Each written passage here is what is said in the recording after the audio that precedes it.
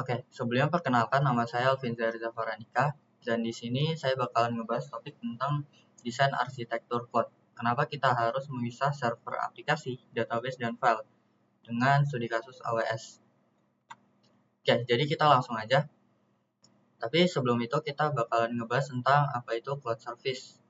Jadi cloud service merupakan sebuah model penyedia server yang mencakup tenaga komputasi kayak CPU atau RAM, kemudian ruang penyimpanan data atau storage, basis data atau database, infrastruktur jaringan, maupun web server. Nah, jadi cloud service ini itu bisa diakses secara fleksibel ya melalui jaringan internet dan bisa kita kelola sendiri gitu. Oke, ada beberapa contoh cloud service yaitu Amazon Web Service, Google Cloud, dan Microsoft Azure. Tapi sekarang kita bakalan ngebahas tentang Amazon Web Service. Jadi apa itu Amazon Web Service? Amazon Web Service merupakan organisasi atau perusahaan yang menyiapkan server untuk kita kelola. Nah, di AWS juga itu nerapin prinsip yang namanya pay as you go, yang artinya kita ngebayar server sesuai kapasitas dan durasi yang kita pakai. Jadi misal kita pakai web server, nah kita cuma bayar di web server itu doang sesuai dengan durasi yang kita pakai. Oke. Nah, kita lanjut ke materinya. Di sini ada dua arsitektur. Yang pertama itu monolitik dan kedua microservice. Kita bakalan fokus ke yang monolitik dulu. Jadi apa sih monolitik? Monolitik itu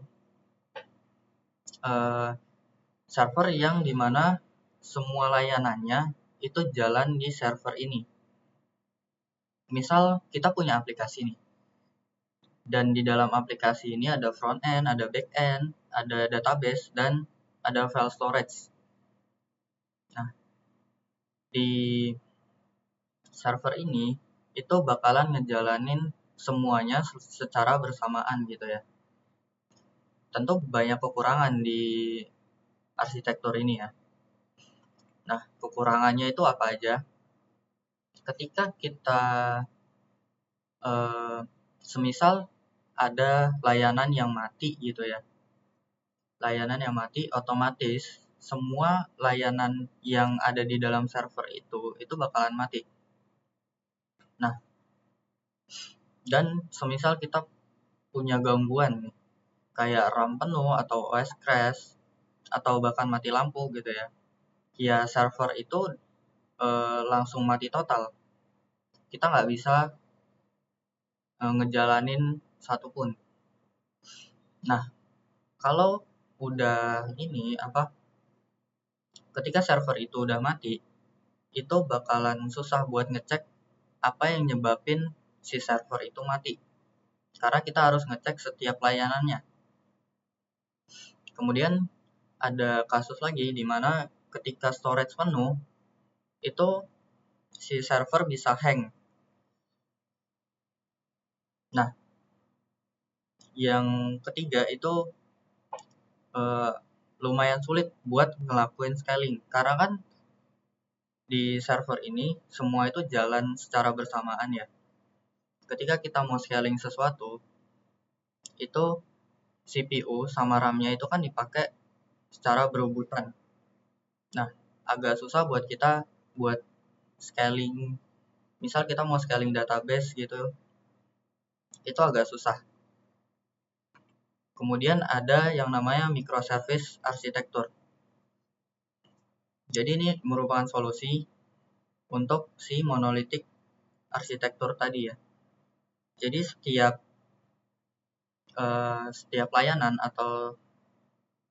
layanan itu punya satu server sendiri.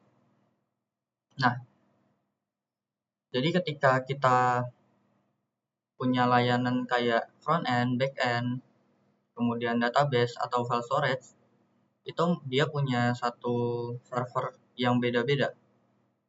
Ketika server itu mati, otomatis layanan yang lain itu tetap jalan gitu. Nah, jadi si microservice ini itu memecah aplikasi yang besar, kayak tadi ya di monolitik itu kan aplikasinya besar gitu ya, ke layanan kecil yang mandiri. Jadi kalau ada satu layanan yang down, tiba-tiba layanan lain tuh bisa fungsi normal. Dan ketika kita ngecek di logs atau ya di logs itu kita tahu nih yang mana yang error atau yang mana yang lagi down. Kemudian untuk scaling. Jadi di sini kalau kita mau scaling itu cukup mudah karena kita tinggal nentuin yang mana yang mau kita scaling. Misal kita mau scaling database, kita tinggal masuk ke database-nya dan di scaling aja. Karena kan CPU-nya itu nggak barengan gitu ya. Oke, kemudian di sini itu ada implementasi microservice pada AWS. Jadi si AWS ini pakai sistem microservice ya. Nah, di sini kita punya diagram. Jadi si user itu minta akses ke application load balancer. Kemudian dia dikirim ke EC2 instance untuk ngambil data dari RDS atau S3 ya. Jadi kita bahas dulu apa itu layanan-layanan itu. Nah, jadi apa itu application load balancer? Ini adalah sebuah layanan buat nyesuaiin permintaan si user ke server. Di application load balancer juga itu bisa nyesuaiin ketika server satu mati, itu dia langsung pindah ke server yang masih hidup gitu ya. Nah, kemudian di sini ada EC2. Jadi EC2 ini semacam VM atau virtual machine yang isinya adalah operating system kayak Linux. Dan Linux itu ada banyak kayak Debian, Ubuntu, dan macam-macam ya. Jadi si EC2 ini bisa dijadiin sebagai web server.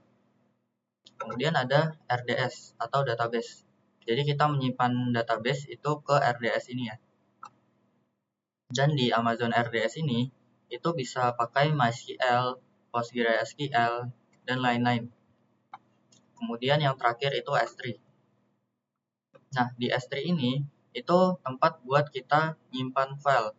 Jadi kayak file PDF atau file image itu bisa kita simpan di S3 ini ya, S3 storage. Nah, di semua layanan di semua layanan ini itu dia jalan di satu server yang beda-beda. Jadi semisal si EC2 instance ini punya server sendiri, kemudian EC2 instance yang kedua ini jalan juga di satu server yang beda gitu. Database juga itu jalannya di satu server yang beda. Dan di S3 storage sama aja, dia jalannya di satu server yang berbeda. Ketika salah satu server ini mati, semisal EC2 instance, ini EC2 instance yang lain itu masih jalan ya, dan layanan-layanan lain itu masih jalan. Jadi enak buat kita nyari error atau apa yang nyebabin si server itu mati gitu, atau layanan itu mati. Oke, mungkin sekian dari saya. Terima kasih.